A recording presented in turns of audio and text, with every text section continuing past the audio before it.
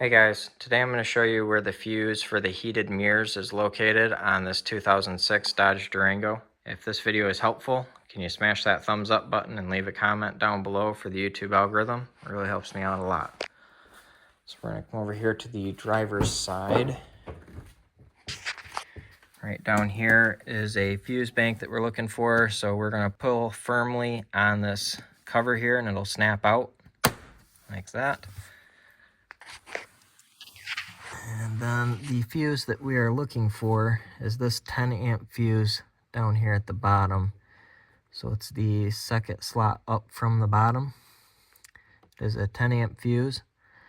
I will have Amazon affiliate links in the description below where you can get new microblade fuses on Amazon if you want to check those out. I hope this video is helpful to you. If it was, smash that thumbs up button, leave a comment down below for the YouTube algorithm. Thank you for watching and have a good one.